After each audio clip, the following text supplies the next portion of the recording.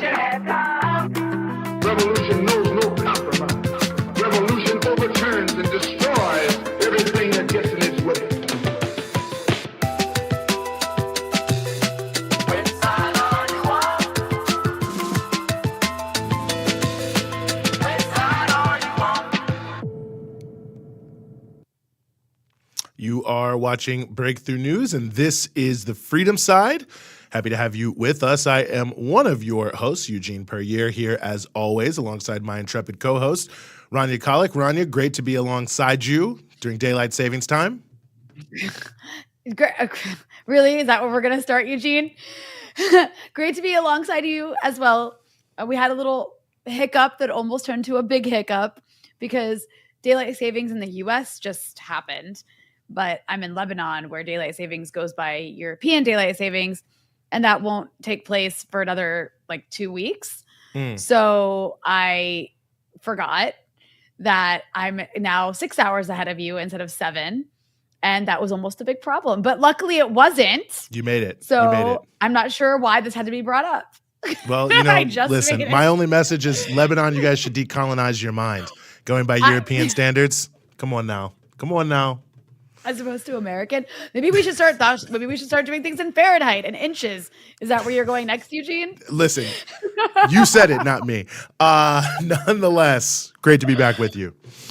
We've got a great show for you here, as we always do. Since you are watching on YouTube, I will also take this time to remind you to go ahead and hit subscribe and then hit the bell so you get the alerts for the things that you subscribe to, so you don't have to work very hard at all to find all of the brand new content we have coming out here on Breakthrough News, including Dispatches with Rania Khalek.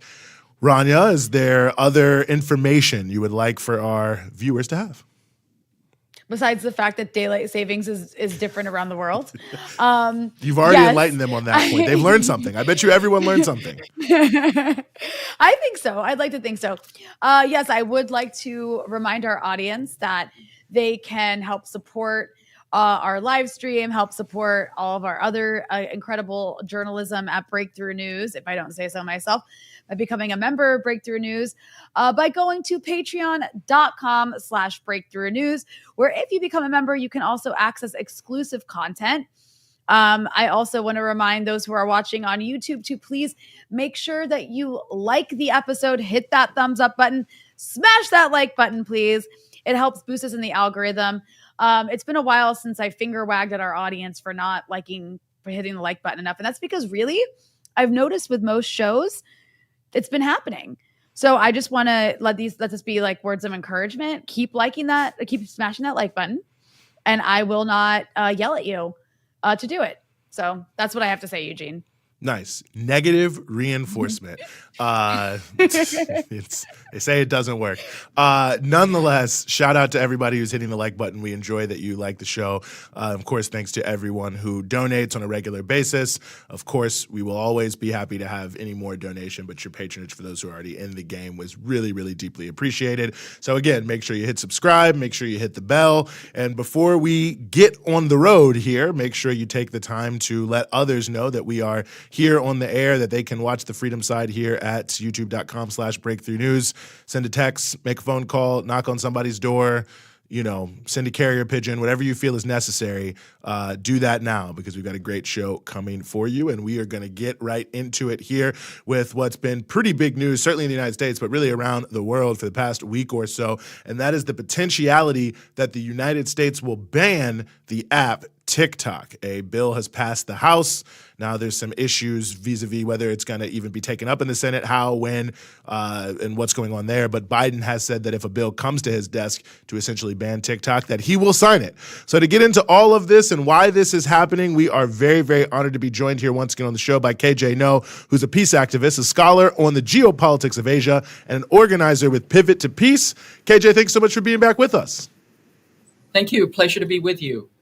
Well, it's always a pleasure to have the opportunity to chat with you. And I guess I wanted to start by maybe just getting to the heart of one of the things that's being majorly discussed. Those who are promoting a TikTok ban are essentially saying that there is no TikTok ban, that all of this is just, being overwrought and inappropriately explained, and that in fact all they're doing is trying to protect the data of TikTok users here in the United States, but that there is no technical quote unquote TikTok ban. So what is actually on the table? Why is it being called a TikTok ban? And what do you think about those who are trying to do muddy the waters perhaps on that issue? Well, it is a TikTok ban. They're just trying to pretend it isn't. The idea is to ban TikTok and specifically to force ByteDance, the Chinese parent company, to divest completely. If they don't divest, then it will be put to death. Essentially, it will have no access to app stores, upgrades, internet, etc. Essentially, it will be killed. And so it's cleverly crafted so as to not look like an infringement of free speech, but it is definitely designed to either shut down TikTok or to render it to US control. And the question is, why do they want to render it under US control? That's the key issue.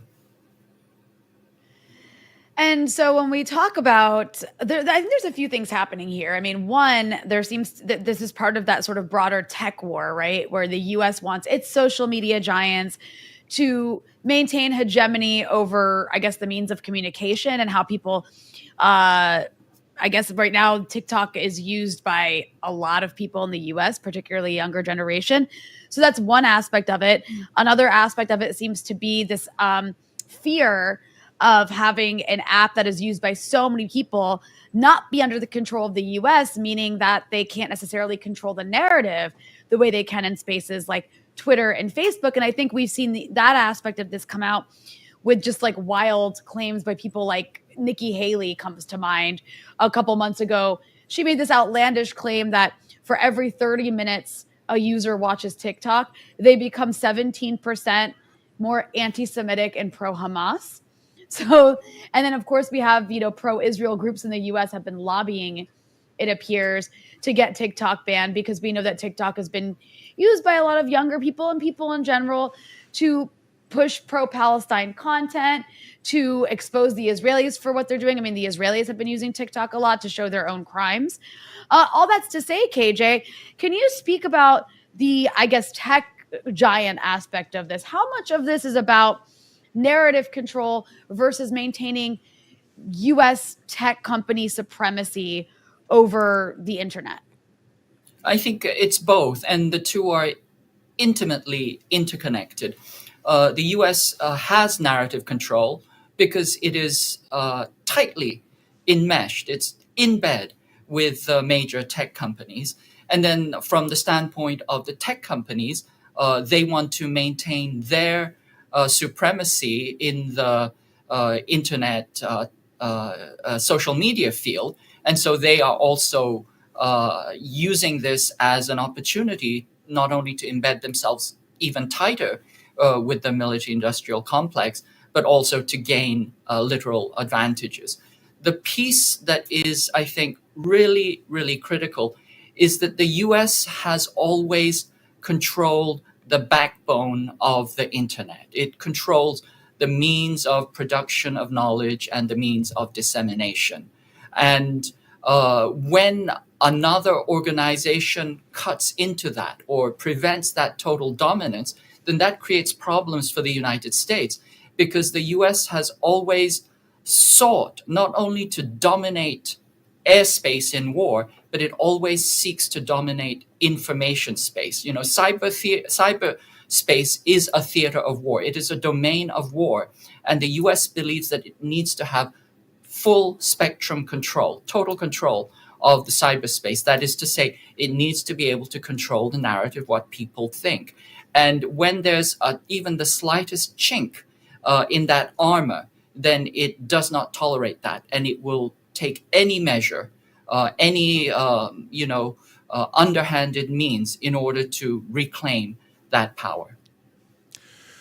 And, KJ, just so much of this seems also like such a huge not only misdirection play, but also a disservice to some of the conversation around data security. I mean, one of the points that I've seen some of those who are opposed to the ban raise, and I think raise correctly in my personal view, is the fact that if what the concern is how people's data is being used, which of course probably should be a concern about every single app we're using, then all Congress really has to do is pass laws that would govern, data security. And if their concern is, what's going to be shown to children, all you have to do is pass a law to be shown to children. So it almost feels like the TikTok ban is also serving as a way to help U.S. tech companies avoid real scrutiny by saying, well, TikTok's the problem, they're destroying our kids, but it means that we're not having any real conversation about the underlying issues of data privacy, algorithms, and what they're showing us, and so on and so forth.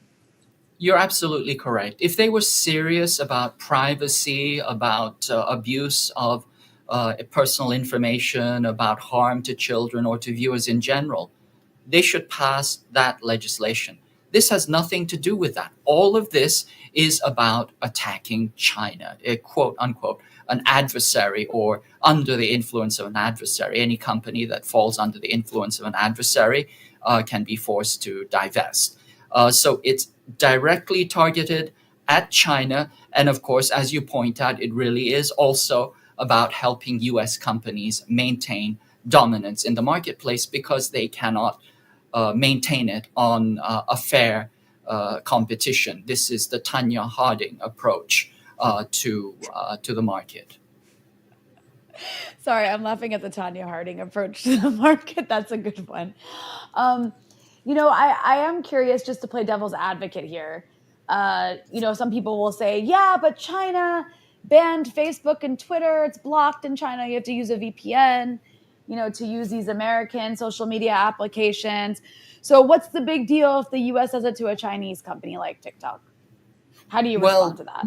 Yes, China banned Facebook for very, very good reasons. The reason, essentially, it didn't ban Facebook. It said to Facebook, you are facilitating terror inside our country. You are a direct conduit and disseminator of terror in our country, and you have to stop doing that. You have to abide by our laws. And Facebook said, no, we do whatever we want to, and then they left. And so that's what happened.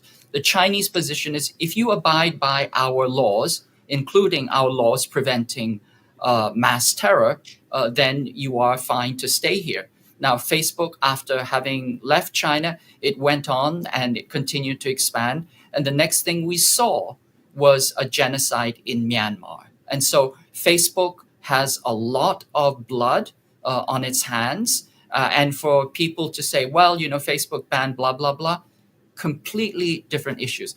These are really issues around when any company goes to another country, it has to comply with the laws of that country if it wants to continue to work inside that country. What is happening here in this situation is the US is trying to game the market in favor of its own companies and in favor of its own narrative dominance by violating almost every international law that is on the books and also doing away with any notion of a fair marketplace. No, I think those are incredibly good points, and also notable because, Twitter, Facebook, all these people, they take down anything in India that the Modi government says take down, but somehow in China it's this evil thing. One other aspect of this, KJ, I'm curious your thoughts about is the treatment that the CEO of TikTok has gotten in front of Congress and in the media. I mean, he's from Singapore. I believe he is, a Chinese descended person, but he's from Singapore. But the way that he's been portrayed as an Asian person is almost like, look at this guy. How could they not be a Chinese, influence operation? Yeah, absolutely. I mean, TikTok is stationed in Singapore. The head he's a Singaporean Hakka, which is a kind of a migrant Chinese immigrant. I understand him to be many generations there. And also, Singapore is a long, long way from China. And then the other piece related to your earlier question around data is that all of TikTok's data is stored in Oracle servers inside the United States, I think in Texas. So all of this shows that it's completely, unwarranted, to charge any security threat or privacy threat, because TikTok abides by U.S. laws because it's stationed, stores its data inside the United States, and then to confound a Singaporean with a Chinese. I mean, it's I don't know how to explain this. It's like, asking, a Brazilian, whether they are a member of the Portuguese Communist Party. It's absurd. And anytime you ask a question like that, you just show how completely out of touch and how completely idiotic you are by asking such a question. I mean, it really is so insane that to have watched the CEO be subjected twice to that sort of line of racist interrogation by sitting members of the U.S. I don't know, was it like foreign intelligence committee? I'm not even sure which one, but just completely disgusting. But I'm also curious. Okay, let's say this ban. Well, first of all, they're promoting it, and the liberal, sort of mainstream liberal media is also going along with this. They're reporting it as though they are giving TikTok an option. They're like, either essentially sell your company to, I don't even know who, you can specify what they want them to sell it to, or you're getting shut down. So if they actually go through with this, you mentioned that it violates various international laws. What would be, I guess, TikTok's, how could TikTok respond? Do they just have to abide by whatever the U.S. wants? And then also, doesn't that mean some sort of escalation? Because at the end of the day, this is a part of the Cold War with China.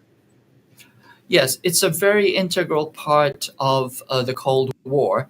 And, not only does TikTok have means to respond, I mean, certainly I'm sure it will take it to court because I believe it is on strong legal footing, but also China could retaliate. They could simply do tit for tat. There are a lot of US companies in China that could be banned or forced to sell their property and their assets under this kind of fraudulent national security. If the US claims fraudulent national security claims, I mean, any country could do this. This kind of opens up a free-for-all that is very, very damaging to economies in general. So I'm kind of astounded that they really want to, kind of dynamite the entire system this way. It's very, very foolish.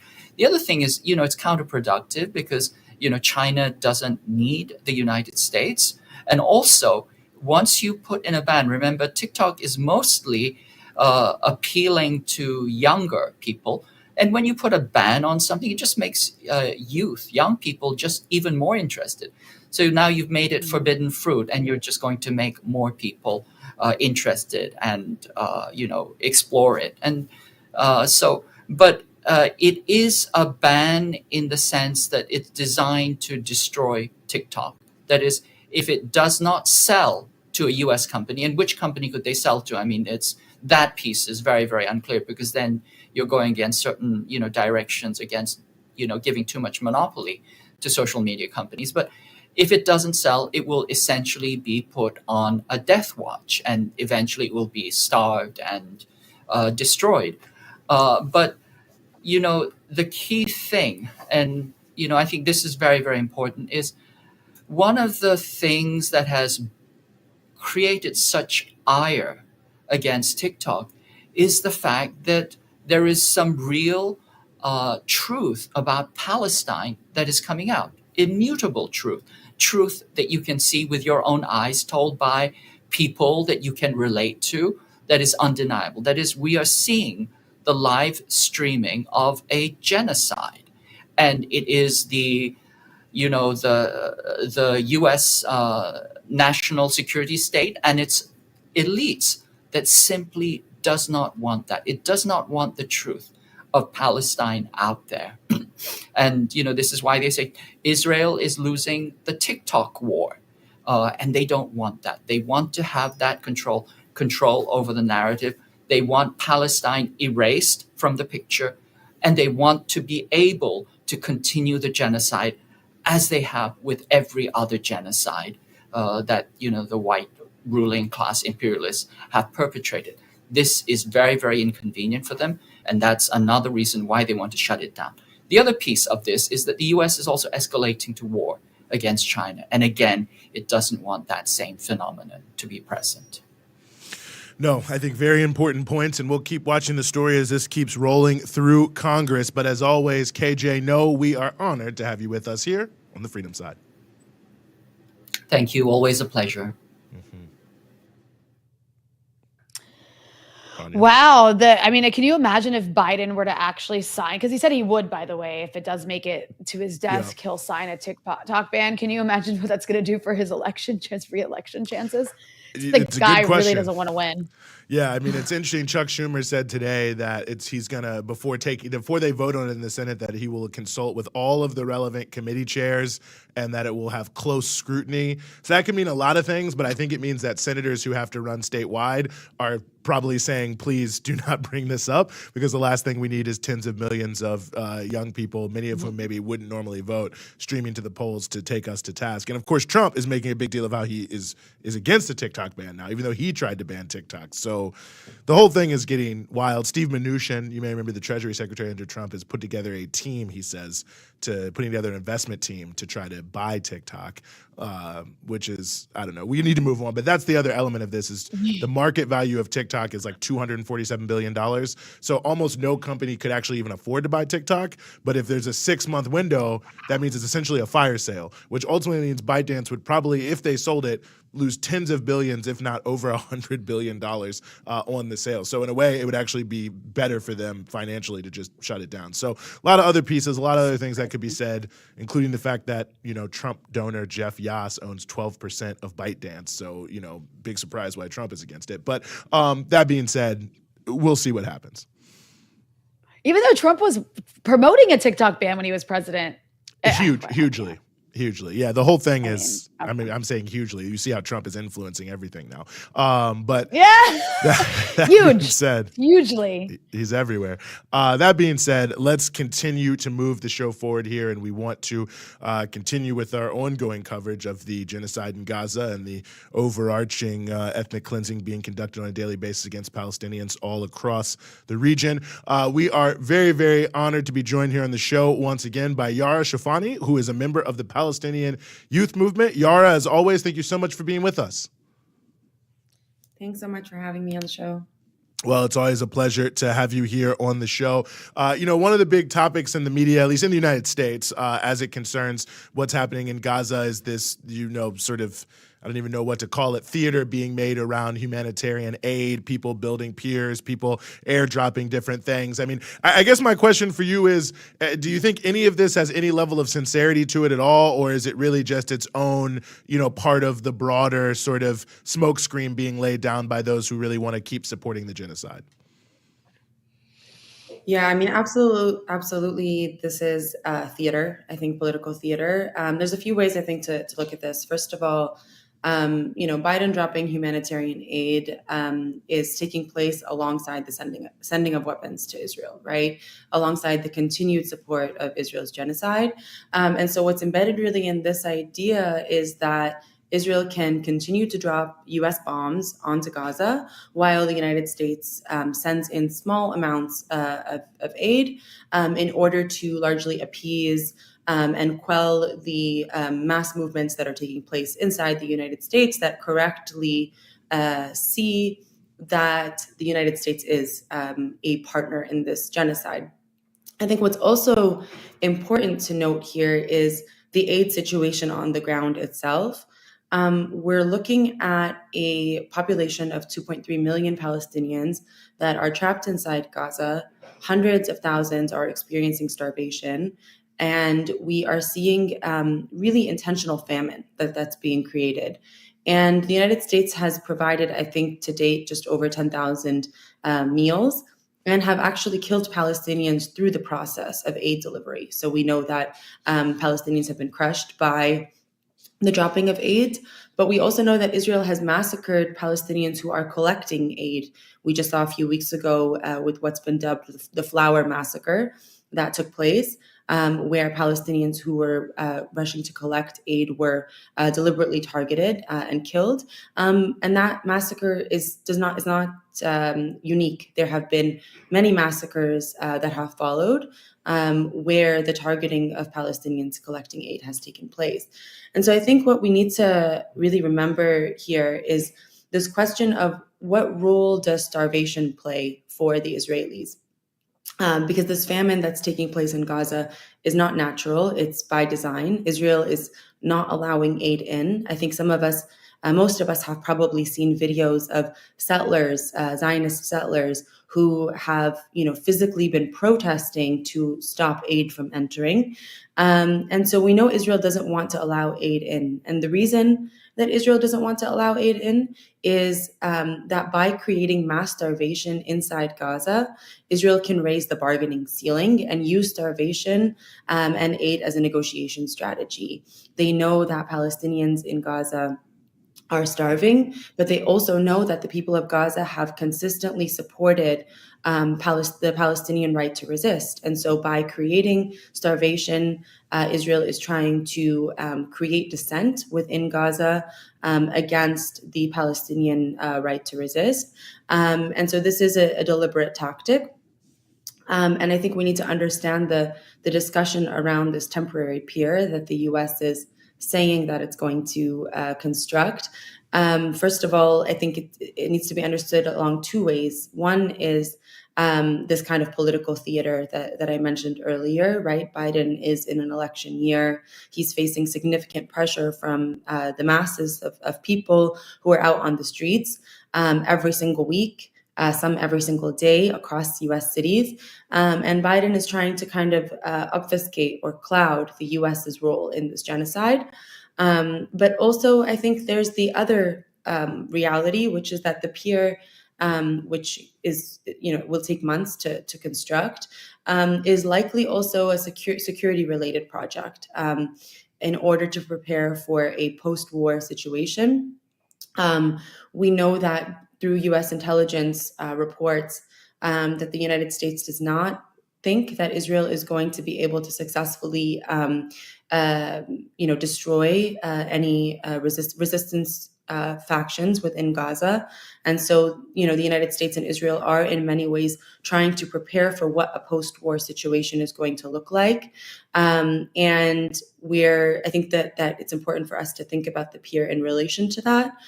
We know that Israel has flattened land and created corridors for a possible long-term occupation of Gaza to create a regime of control within Gaza.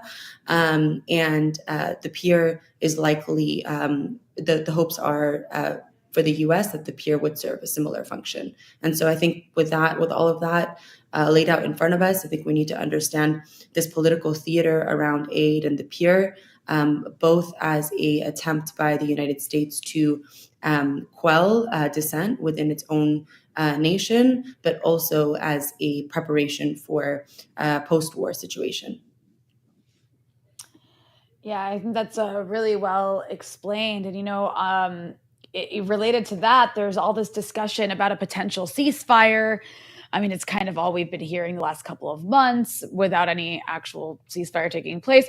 The White House keeps saying that a deal is on the table, but then they'll also say it's just up to the resistance to accept it. It's all Hamas's fault. They just won't accept the ceasefire deal that we're trying to push. What do we know about the state of these negotiations and this so-called deal? I mean, I think first of all, it's, of course, on the topic of political theater, this is part of the political theater of the United States, the nation that has now vetoed multiple ceasefire resolutions at the United Nations to turn around and sort of blame the Palestinian resistance for the fact that there is no ceasefire. But I think it's also important to understand that for the Palestinian resistance and for Hamas specifically, they have reiterated time and time again that they will accept a deal which includes really three central components. One is a permanent ceasefire, so not a 6-week pause to a genocide.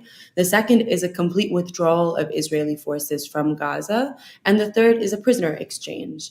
We know that for the Palestinian resistance factions, they are concerned with the question of prisoners, that there are thousands of prisoners in Israeli prisons. And so this is also part of the demands that we've seen within Hamas's proposed deals. And it's clear from the back and forth, and, for those of us who've been following the different proposed deals that have been on the table, quote unquote, that there have been back and forth discussions where Israel will try to propose a specific kind of deal and Hamas will oppose or push for particular amendments that Israel will not agree to. And it's been really clear that Hamas is not going to accept a pause to genocide. But with that said, we've now also seen increased pressure over the last few weeks for there to be a deal. We saw Biden pushing for a deal before Ramadan, but we also saw reports just this past weekend of Qatar trying to pressure Hamas to strike a deal by threatening to deport Hamas political leadership from Qatar if they don't agree to a deal. And so there's been all kinds of pressure from all sides in order to get a deal on the table. But I think it's important here for us to consider the position of the Palestinian resistance. I mentioned earlier a U.S. intelligence report, which named that it's clear that Israel will not achieve its stated goals of defeating Palestinian forces in Gaza. But in addition to that, this same U.S. intelligence report also notes that the Israeli government is on the brink of collapse. We know that there is a really kind of fragile arrangement between the more liberal segment of Israeli society and Israel's political class, and some of its more fanatic, fascistic settler elements. And the war that Lebanon opened on the south, at the southern front, has created significant pressure on the Israeli government because of the Lebanese resistance ability to push Israeli settlers from the north out of the north due to the bombardment and the back and forth between Lebanon and the Zionist entity. And so all of these are creating internal contradictions within the Israeli state. And to add to that is the fact that the continued threats to invade Rafah by Israel have continuously been delayed. And part of that is because of Israel's military losses that have taken place inside Gaza. And so these kinds of conditions, suggest that Israel is really desperate for some kind of deal that will allow for the hostages to be returned to Israel, because the Israeli government needs some kind of political victory on the release of the hostages in order to show its population that actually this is a government that is functioning and that can continue to rule. And I think Hamas is aware of that. The different forces that comprise of the resistance axis or the axis of resistance are aware of that and have been involved in intensifying pressure to create and further agitate these internal contradictions. And Hamas has continued to be clear that without a ceasefire, they will not accept a deal that results in just a pause to a genocide. Well, Yara, one of the other things that I think is also happening and not getting as much attention is there seems that in the West Bank, there's also continued escalation of all sorts of activities, around the occupation, ethnic cleansing, settlement building, and so on and so forth. What do we know about the situation there in the West Bank currently? So I think that's really important for us to talk a little bit about the West Bank, especially because the situation in the West Bank is rapidly shifting. For the last couple of months, we've seen escalations take place in the West Bank by the Zionist entity of Israel, namely mass incarcerations. The number of Palestinians that are being detained by Israel has been rising steadily over the last couple of months. And we've also seen significant raids on parts of the West Bank. In particular, one area that's been raided quite consistently is Jenin camp. We've seen the Zionist occupation forces enter Jenin camp and attack Jenin camp repeatedly. And I think the reason that the West Bank is so critical in this particular moment actually is that we have now entered the holy month of Ramadan. And what's interesting to note is that just a few weeks ago, Biden actually stated that the United States is pushing for a ceasefire before Ramadan, and named that the reason for that is because the United States was concerned that if this situation continues into Ramadan, there could be a really dangerous situation for Israel and for Jerusalem in particular. And the reason for that is because Ramadan always brings with it heightened tensions and heightened consciousness. Palestinians, we've seen time and time again during Ramadan tensions unfold within Jerusalem and the West Bank. That Israeli settlers oftentimes attack Al-Aqsa Mosque during Ramadan. And in 2021 in particular, we saw tensions rise during Ramadan as Zionist settlers were both seeking to colonize Sheikh Jarrah, but also were entering the compound of the Al-Aqsa Mosque and threatening Palestinian worshippers in the mosque. And it was during this period in 2021 that we saw the start to the Battle of Saif al-Quds, where the Palestinian resistance was victorious in a battle against Israel's onslaught, and asserted actually in this period to Israel that the deterrence equation that had been established, which was sort of a quiet for quiet equation, applied not only to Gaza, but actually extended to the West Bank and Jerusalem. And it was during this period that we saw really the heightened support for the path of armed struggle across all of Palestine. And we've already seen, actually, just in the last few days, a surge in resistance operations taking place in the West Bank. We know that the conditions inside the West Bank are quite challenging for, resistance in general. There are, of course, all across the West Bank settlements. There is a apartheid wall. There are checkpoints. And so it is a very difficult terrain. But we also know that during this period, there is oftentimes surge in individual and small unit resistance operations that take place in the West Bank. And so it's a critical place for us to continue to monitor over the next couple of weeks, as up until now, we've largely seen the West Bank be extremely constrained in its ability to, partake in this war.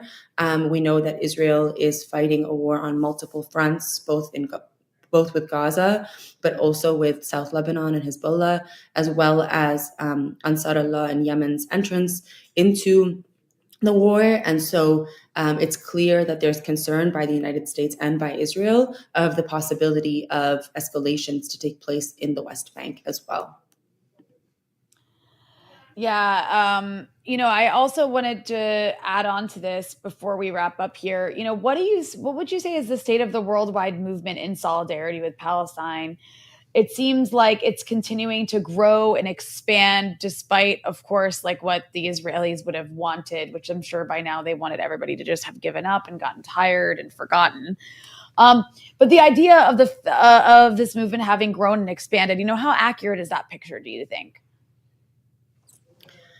I think that it's really it's a situation. The situation that we're in is one of two truths, right? On the one hand, you have the savagery and just sheer violence of the Zionist genocide on Gaza, and on the other hand, you have the raising of consciousness all across the world and the building of a mass movement in support for Palestine.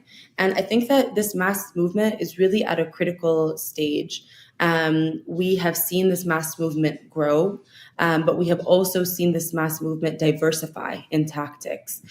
Just yesterday, activists in the United States shut down airports, both in California, as well as protests in around in Cleveland around the airport. We have seen organizers just last week in Dallas, shut down an arms factory, General Motors, and we have seen just a really major increase in protests that are taking place not only in the United States but all across the global South, all across the imperial core. And this is a moment of heightened consciousness, really. And this is a moment that has the potential, or is, I would argue, creating people who are committed to the struggle long term. We saw in 2021, during a much shorter period of time, that so many Palestinian and Arab youth, but also, people who just were awakened by the moment, the Battle of Saif al-Quds, the colonization or the attacks on Sheikh Jarrah, and people who, entered the movement in 2021 and have since dedicated the last 2.5 years of their lives to building political organizations capable of challenging imperialism in ways today that we couldn't 2-3 years ago. And we're seeing that kind of impact, that kind of moment at a much larger scale right now. And so we know that this is not the battle of liberation.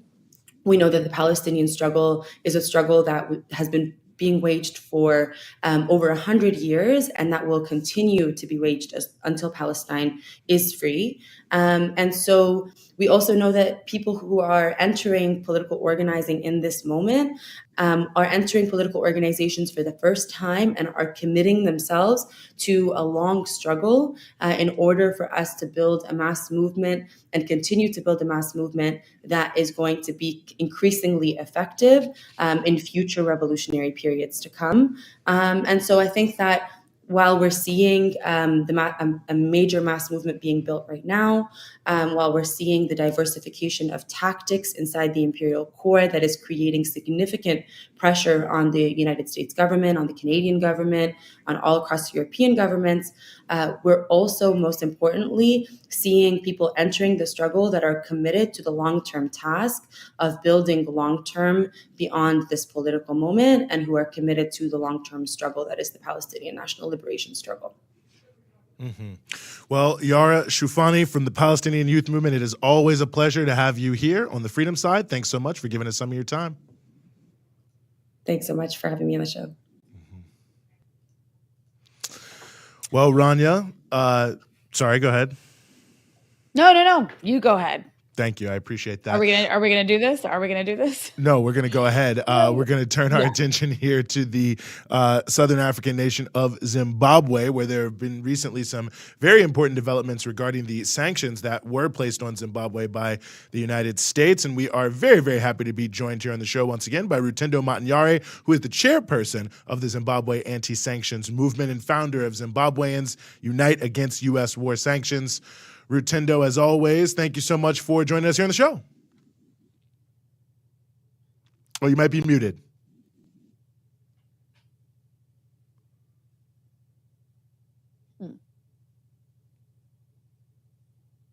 Maybe it's on our end. We'll fix it. We will get this. We'll get this together in just a second. Well, while we're waiting on that piece, I did just want to say, Rania, in the context of all of this, I mean, the thing that has been really striking me about the where we started with that last interview, this issue of aid, is just, honestly, how dehumanizing these aid drops are. Like, it's obviously not enough food for everyone, right? Which means that you're guaranteed to create sort of a mob scene where people are having to, do whatever they have to do, but it just seems like such a humiliation in the way that it's done. And the fact that it's, Jordan, Egypt, United States are presenting this as some sort of great humanitarian thing when it really is almost just like a Hunger Games type situation.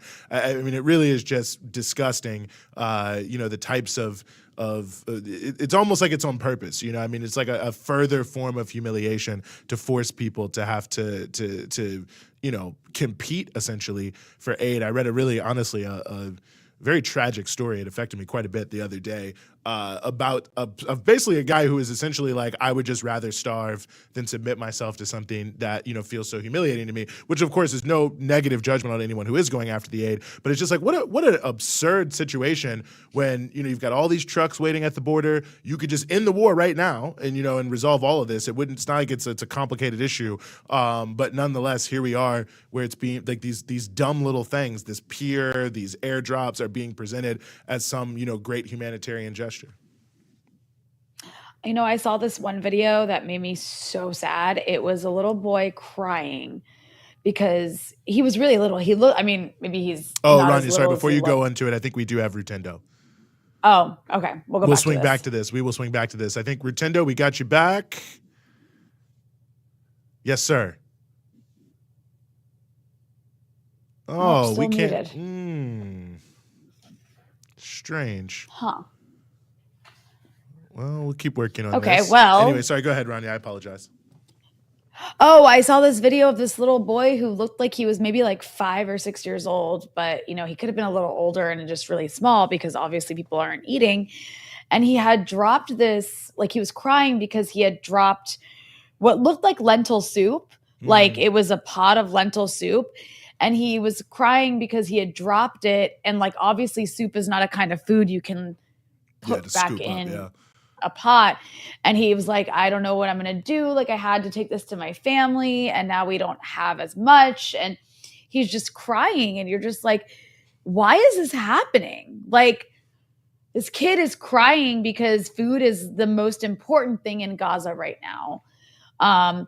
Because people are literally starving to death and they're not eating, and little kids, it's like on them to get food to their families. And I mean, this kid's just in tears because like no kid should have to be crying because they dropped a pot of soup, you know?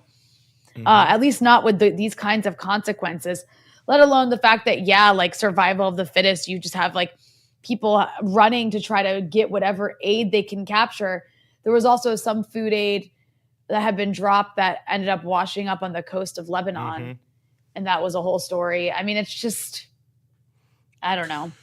Yeah, it's wild. I saw this young girl who was telling a reporter about how, you know, and just the sort of the perversity of the reality, you know, young kids, when you do something new, you're sort of proud to show something new. And she was like, oh, this is the new, you know, way we're preventing hunger. And, you know, putting salt on a lemon and then sucking on the lemon, which is, you know, something that does sort of quell your hunger. But it just sort of the point you're raising is the right point. Like, why is this happening? Like in the sort of meta sense, obviously I think everyone knows why it's happening, but like this easily could be resolved right away. I mean, it's not as if there's some long negotiation. They could have a ceasefire right now. So, you know, nonetheless, we'll keep covering it. It's disgusting in so many different ways. I do believe we have Rutendo Matanyare back with us to turn our attention here to Zimbabwe. Rutendo, can you hear us?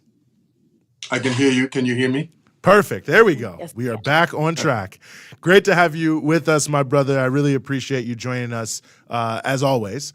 And just to jump right into it, so I think a lot of people here in the United States probably saw some headlines a couple weeks ago that seemed like some sanctions were being lifted from Zimbabwe, maybe some were being reimposed. I think it was a little bit confusing probably for a lot of just lay people to understand exactly what was taking place. So if you could maybe just set the table for us about what has actually taken place in terms of the changes with sanctions levied on Zimbabwe. It's an interesting question that you ask, because even in Zimbabwe, there's a lot of confusion.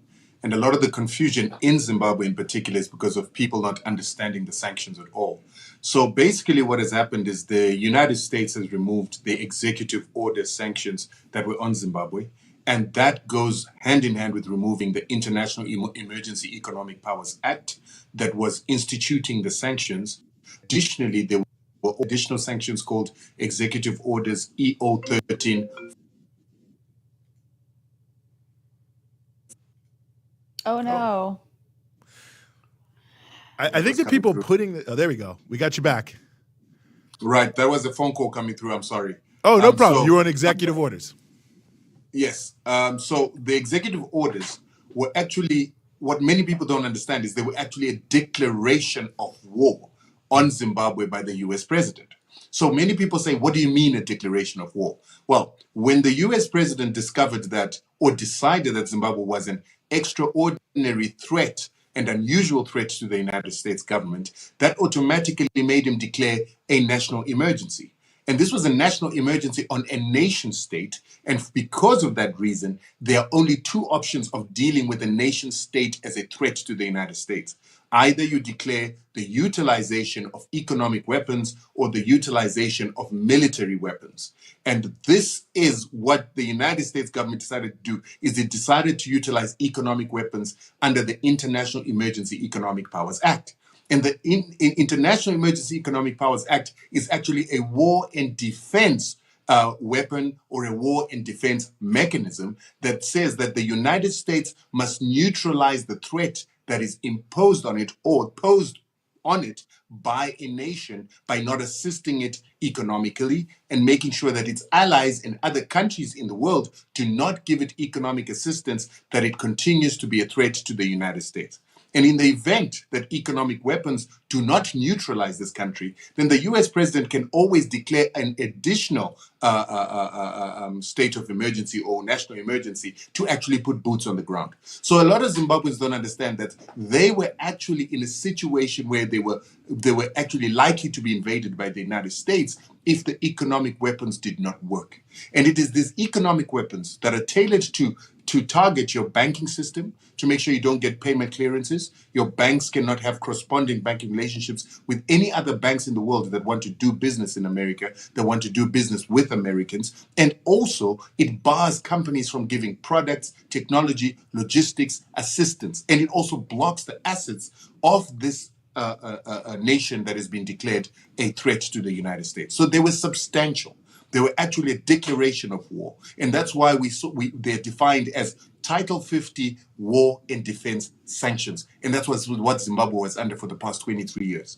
And so we're saying to Zimbabweans, 99% of the sanctions that were on the United States have just been released on Zimbabwe just by the removal of this declaration of a national emergency and the removal of the executive order sanctions that go with them and the removal of the International Emergency Economic Powers Act war and defense sanctions. That is a huge, huge, huge achievement. But what many people don't get is that the American government has never, ever in history removed its executive order sanctions on any nation that they did not force to capitulate to their demands or that they did not defeat in war and destroy totally. So we look at an example. Japan was put under emergency executive order sanctions in 1939, and that culminated in war, and that culminated in the bombardment of Hiroshima and Nagasaki with nuclear weapons, and Japan capitulating. Only then were the sanctions removed. With Germany, Germany was taken to war by the United States after sanctions were imposed on it. They couldn't get oil, they couldn't get food, they couldn't get a whole number of things. And that only ended when Germany was defeated and Hitler killed himself. And then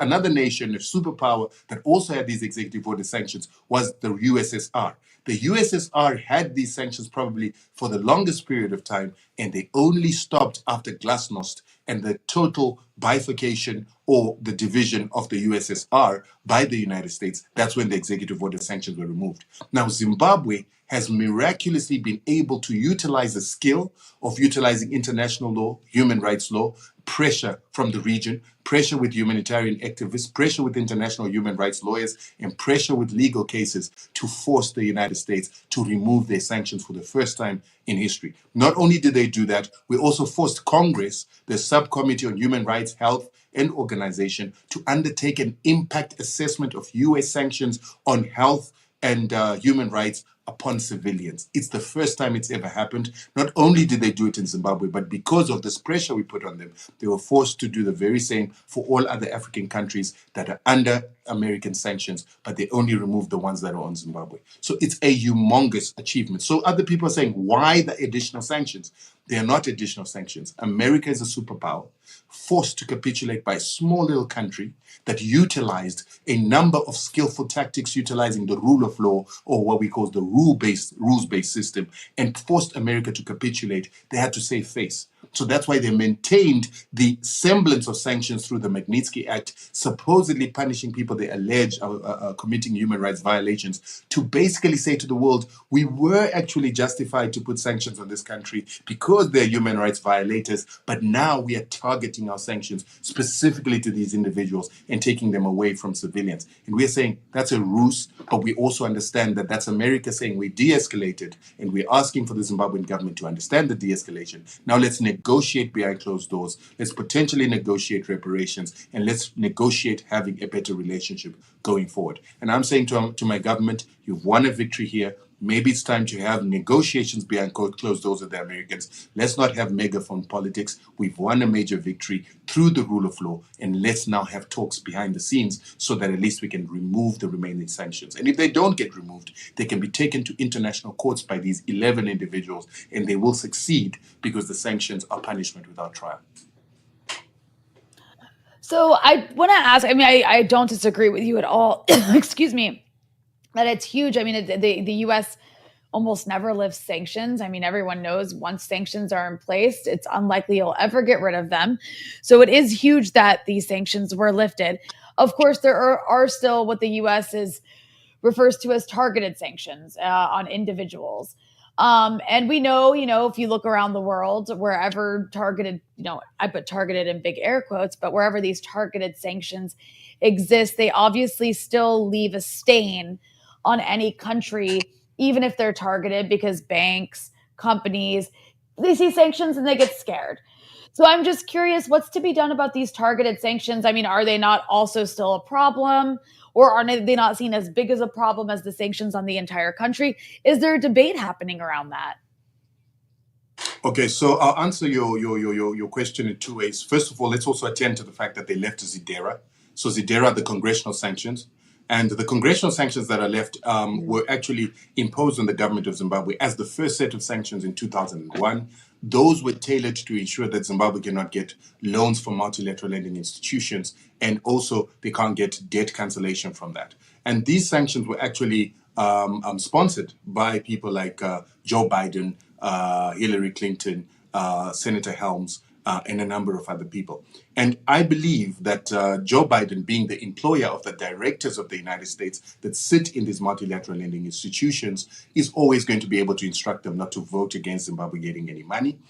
He's also going to be able to ask them to abscond from any votes or any discussions or deliberations where discussions are being had about loans to Zimbabwe. Why do I say this? Because last year, the United States OFAC approved loans to the government of Zimbabwe to the tune of $310 million to build hospitals, to build clinics, and also to basically upgrade one of our dams that was about to collapse. And that was because the Americans feel, through the case that we put to them, that any sanctions that are punishing civilians, as the report from Congress during the impact assessment said, are sanctions that the Americans should not want to be associated with. So I believe that the multilateral loans will come through, but they've also realized that Zimbabwe, like any other country in the world, does not survive on multilateral lending loans because it's not a poor country. So it will be able to go to the money markets. It will be able to get funds from public-private partnerships. And so they decided that it's pointless to try and use these sanctions. Hence, they put the executive order sanctions. So the removal of the executive order sanctions shows me that there'll be no commitment to ZIDERA.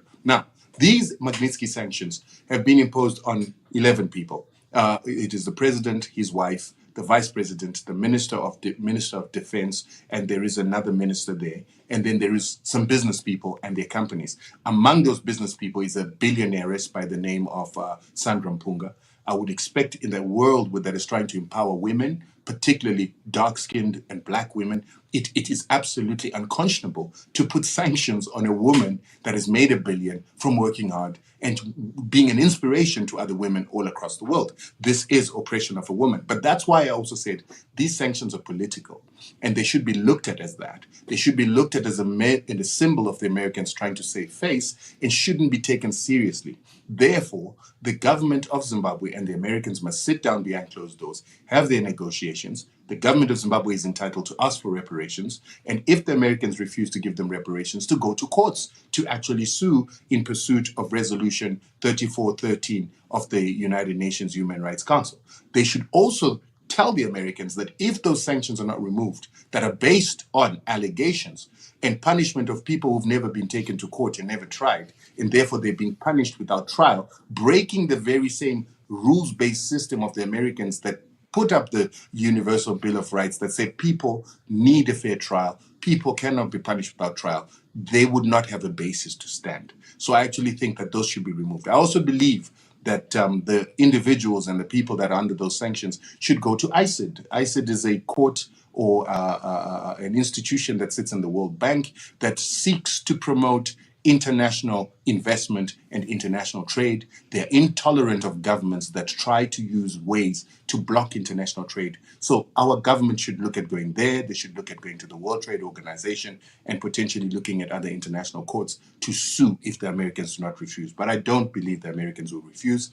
I believe they want some negotiations behind closed doors, and they wanted some cards in their hands to negotiate at that table. That's why these token sanctions. So I believe they should be treated as such. It's part and parcel of brinksmanship, and they should. The government of Zimbabwe must negotiate in that faith and negotiate in a re-engagement manner that will get these sanctions removed.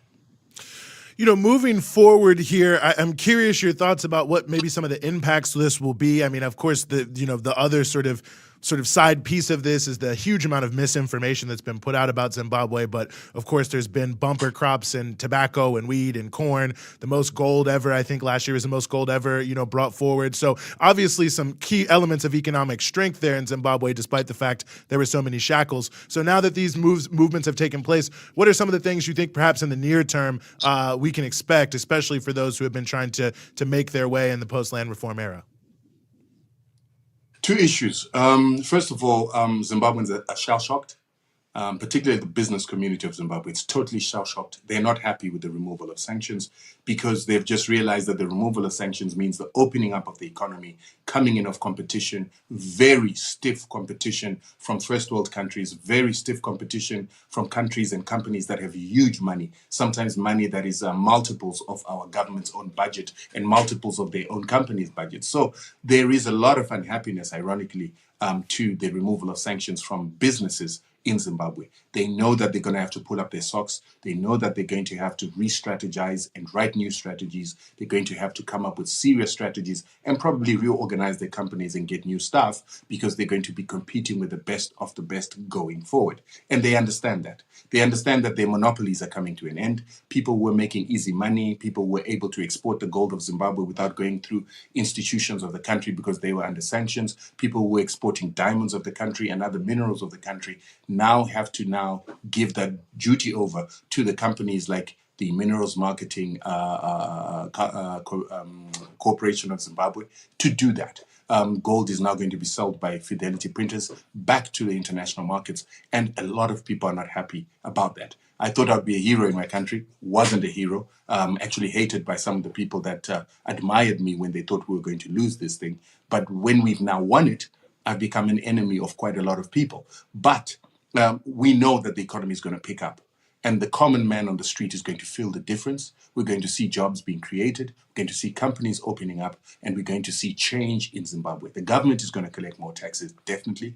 The government is also going to see an upturn in the development of investment and the development of infrastructure. So that is a good thing on the overall. We can't have a few individuals continuing to benefit at the expense of the majority. And I'm happy that with the government getting more money, better hospitals, better healthcare services, and better services from the government to the people, and also social welfare for the poor. But there is a bittersweet to this. And the bittersweet is that the Americans removed sanctions on Zimbabwe for all the reasons that I gave you. But we also believe that there's a sinister agenda as well, in that they are looking at sanctioning the South African government in the event that the ANC wins elections in May. And if the ANC wins in May, if they don't have a coalition, I believe that the current bill that is being discussed in Congress, the U.S.-South Africa relationship, I think that bill will turn into an act. The moment it turns into an act, it gives the Congress and the Department of Defense and the Presidency of the United States 90 days to determine if South Africa is a threat, unusual, extraordinary threat to U.S. security, foreign policy, and economic interests. I believe they will find that South Africa is a threat to U.S. foreign policy interests most definitely for taking Israel to the International Court of Justice, for supporting the fight against Zimbabwean sanctions, or actually championing that fight, and for standing with Palestine and Cuba and Russia. And I also believe that they might see threats to US economic interests, because with the ANC winning again, they are likely to start looking at land reform and radical economic transformation. Once South Africa is identified as a threat to the United States, it goes out of the hands of the United States president, because then a national emergency kicks in, and the National Emergency Act begins to determine to the United States president what he must do. And the next thing is, once South Africa is identified as a threat, then they must neutralize the threat. And again, he'll be left to two options: the military option or the economic warfare option. International Emergency Economic Powers Act kicks in, and once that kicks in, because of being pushed by the National Emergency Act, then automatically that is sanctions on South Africa. Blocking of their payments from the government, which is, if it's seen as the threat, blocking of trade, blocking of technology, blocking of international banking transactions, and automatically those will be sanctions on South Africa. And so that's my greatest fear. We cannot release Zimbabwe from sanctions and then put the regional power of SADC and the biggest and most vibrant economy in Africa under sanctions all at the same time. So that is the threat that we are looking at, and it worries some of us. Well, the struggle for African liberation continues on multiple fronts, but good to have at least one win in the column. Rutendo Matanyare, chairperson of the Zimbabwe Anti-Sanctions Movement, we really appreciate you, as always, coming on to help us sort through all these details. Thank you so much. I appreciate all the time you always give me here.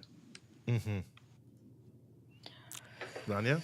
Well, lots to learn. I mean, a lot to obviously look to after these sanctions are lifted, especially with his warnings about South Africa. But I think it's also important to see this happen. I mean, it really is like impossible to lift sanctions. I can't emphasize that enough. It's definitely a big move, and I think the South Africa thing is right, because I think the sort of complex geopolitics of what was happening, South Africa really raising its voice, aggressively against sanctions, the context of how Africa is becoming such a battleground between the East and the West. And if you follow Zimbabwe, you'll know that, China was playing a huge role in the Zimbabwe economy. They were bringing in different forms of development. Of course, you have African countries trying to develop themselves by working together more closely, I guess some people might look at this different ways, but nonetheless, the Gulf countries are starting to re-engage with Zimbabwe. So, the question of whether or not you even would be able to isolate them, and then what the impact would be on your attempt to geopolitically control Africa. Interesting environment in which there's different forms of leverage and movement, but also a continued effort to keep Africa down. So, interesting piece. One thing I will say, big egg on the face of all the UK-loving, I don't even know what to call them and sound nice, people who are saying the most important thing was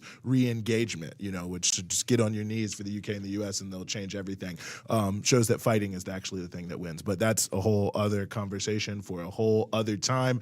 Rania, I want to turn our attention here to Haiti, where there is, of course, also a never-ending attempt to keep them in a neo-colonial state, and an even increasing one now, and the possibility of a new invasion and occupation. So to discuss this and more, we are very, very honored to be joined here on the show by Kerbie Joseph, who is an organizer with the Answer Coalition. Kerbie, thank you so much for being with us. Hi, thanks for having me. Listen, it is our pleasure to have you here. Sometimes, Kerbie, I wonder what exactly year I'm in, because it feels like every few years you hear the same story. There's, something really bad happening in Haiti, and somebody has to go in and save the Haitians from themselves, apparently. So in this current moment, I'm curious what you make about that. I mean, we're being told that this is the worst ever humanitarian situation. Nothing can solve it but an occupation. What do you think? I mean, the current mainstream soundbite is all about the crisis of gangs in Haiti, implying that Haitians are the sole creators for their own material conditions. But we know that that's not true, because what's not being uplifted is how gangs seem to always rise up when the political struggle on the ground for liberation rises up with Haitians. What's not being discussed is that it's because of the destabilization of imperialist forces like the United States, like the UN, like Canada, like France, since Haiti's independence, since 1804, that has never, ever given Haiti the chance to grow and cultivate itself. There was a meeting in Jamaica, right, between who you just mentioned, the US, Canada, French, governments, as well as various Caribbean governments, gathered to essentially discuss Haiti's political transition, which apparently Haitians get no say over. It's just these other countries, mostly, of course, dominated by the US, Canada, and France. And then I saw this, you might have seen it too, Kerbie, this exchange between, I think it was Matt Miller?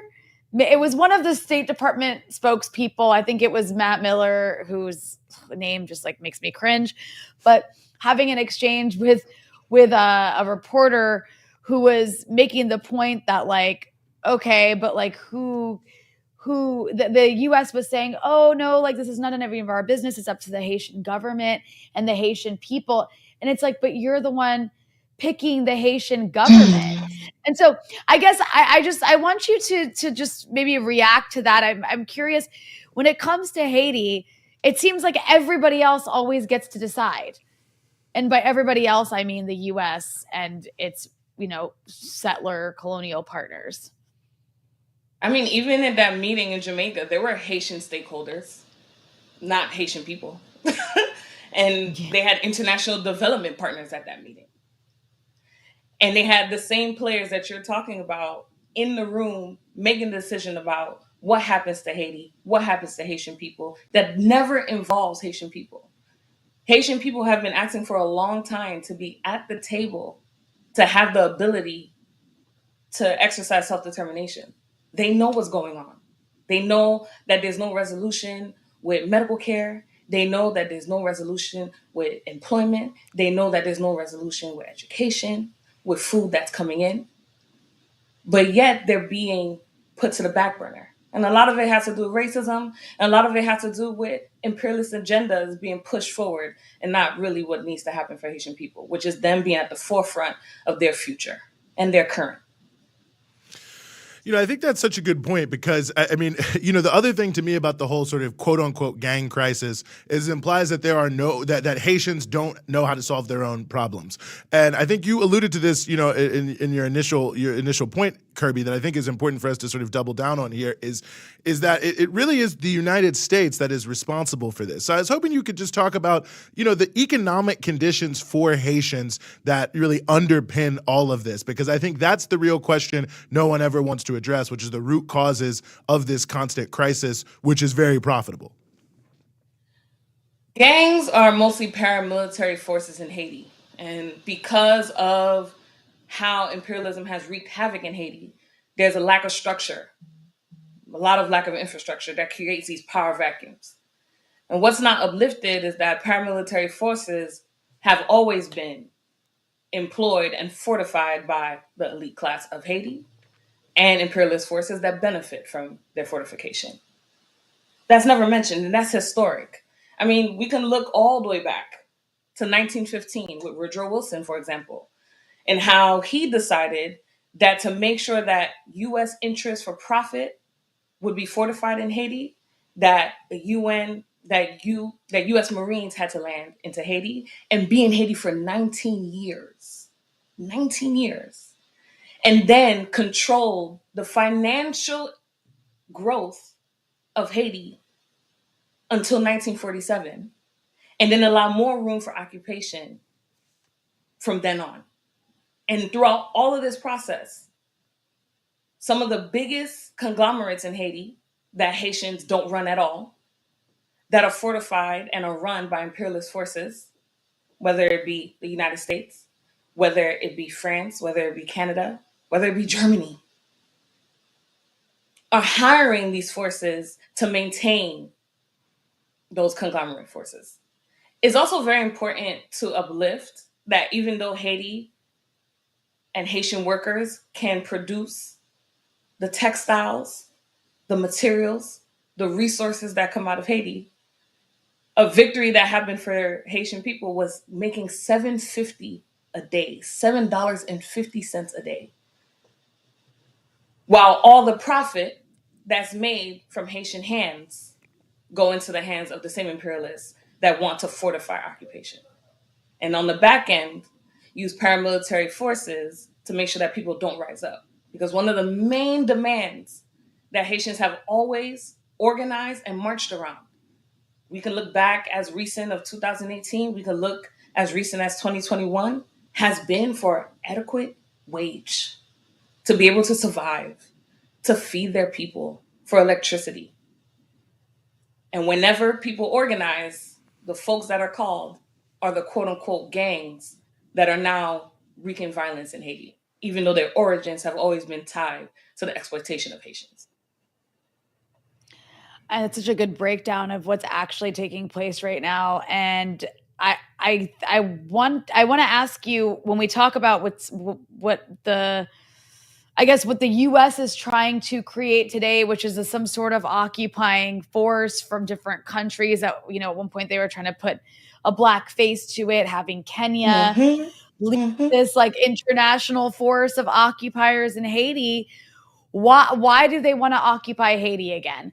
I mean, they have their paramilitaries on the ground to control people. Obviously, there's been instability in the government. You have the assassination of a former president. Now another one has resigned, and now they're going to install something else. They still want this occupation to take place.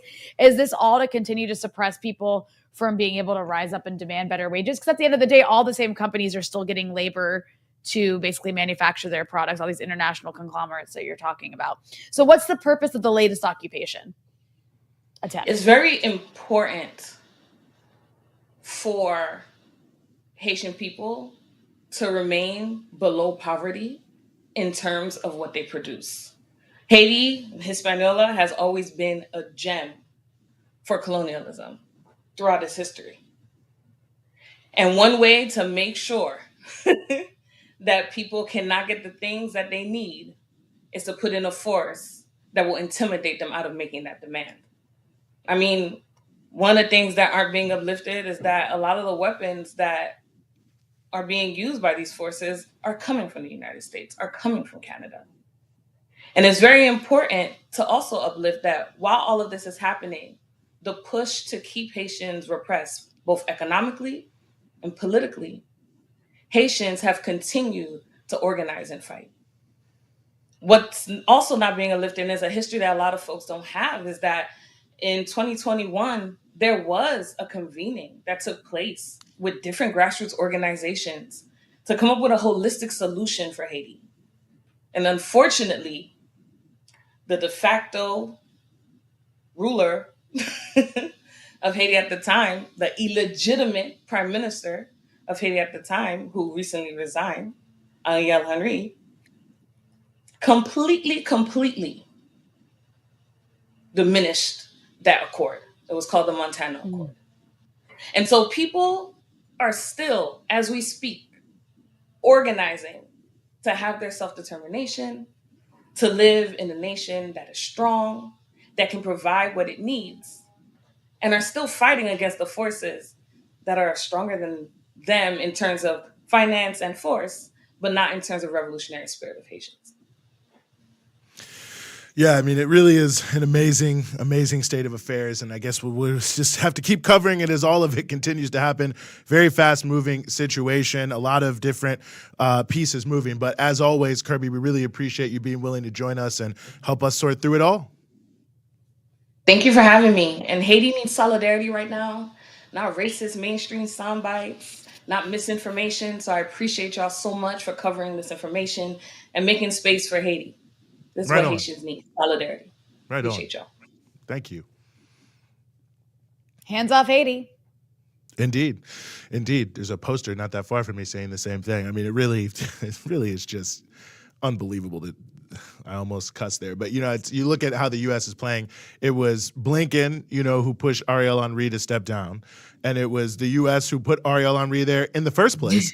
And people forget that one of the people who's supposed to be part of the so-called transitional council is Kerbie Joseph, allegedly, who was briefly the prime minister after Jovenel Moïse was assassinated. And the U.S. basically just called him and was like, you got to step down and appoint Ariel Henry. So it just gives you a sense of how completely fake the entire process is. It's all being, stage managed by the United States and the core group nations. But nonetheless, they're going to try to pull this thing together somehow, some way. But it's unclear who's going to pay for this occupation, who's really going to come. There's issues with the Kenyan law.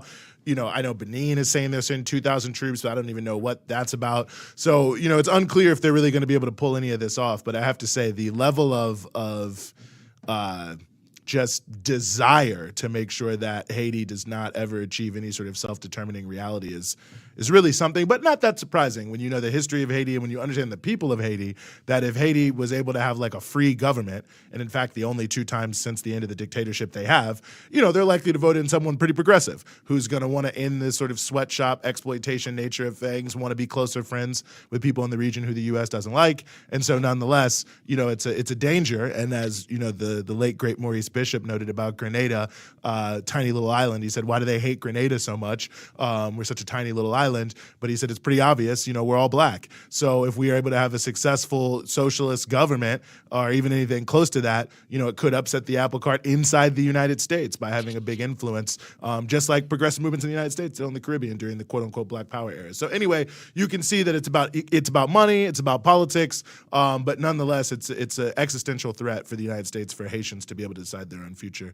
So they try to avoid it however they can. Well, I think that always has been the case with Haiti. I mean, you had a successful slave revolt there, kicked out the plantation owners, and ever since, Haiti has been repeatedly attacked by all the colonial imperialist masters of the world. Mm-hmm. Because like you said, you can't have a successful example of liberation in any capacity whatsoever. And that was the case then, and it remains the case now. And it's really disgusting.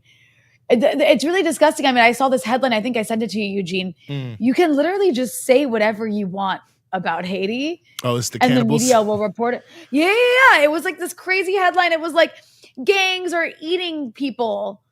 It was literally it was really wild. And I think the video that went along cannibalism. with it was some guy like eating something, and the implication it was a cannibal. I mean, I just do not believe that, first and foremost. But yeah, you're right. You can say anything, and it just shows you the power of narrative. I mean, you look at Ecuador, for instance, which of course is a right-wing government very close to the United States. The prison system totally collapsing. They're constantly having these massive prison uprisings, dozens of people getting massacred. They had a presidential candidate assassinated on the campaign trail by a drug cartel. Like all these other things, and no one, you don't see anyone say, well, let's invade Ecuador. Let's occupy Ecuador. The Ecuadorians don't have any idea what they're doing. I mean, it's so selectively enforced, not as if they're not challenges for Haitian people, but the idea that somehow this is some like incredibly unique situation that can only be mastered by, some outside forces is just being incredible. It's just an incredible racist manipulation that is just bears no resemblance. I mean, when Honduras was being controlled by Joe, this, narco dictator who's just been put in jail by the United States, they had all sorts of problems. You never heard anything about that. I mean, you could go on and on and on. The most dangerous place in the hemisphere, of course, was not Port-au-Prince. It was San Pedro de Sula in Honduras. But of course, you never heard people saying, let's invade there. So you can see how this whole narrative is deployed, how they always trying to create scapegoats. They find this or that person, this or that gang leader or so-called gang leader, and they say, here's the evil person you're supposed to hate. And it's all designed to just create a narrative that will help them keep Haiti in a situation that is not beneficial to Haitian people. But nonetheless, I think that brings us to the end of our show here today, Rania. Sad time for us, I know, and perhaps our viewers as well, but we always have to come to the end at some point. But before we go, what would you like to leave our listeners with? Viewers. Jesus. Well, maybe listeners. Maybe you're out washing dishes listeners or something. too. Yeah. Well, I want to remind our viewers and listeners to please, if you can, become a member of Breakthrough News, help support our journalism by going to patreon.com/Breakthrough News, where if you do become a member, you can access exclusive content, including parts of my show, including Eugene's monthly seminar, including exclusive merch, which I don't have in front of me, but I know Eugene does. He's got his mug. Show him that mug, Eugene. Fantastic mug. And also, if you are watching on YouTube, on top of making sure you're subscribed to Breakthrough News, be sure to smash that like button. Smash it does that help boost like button. Love that. Love that voice. It's beautiful. Makes you want to smash the like button. Wow. Apparently not if you're Eugene.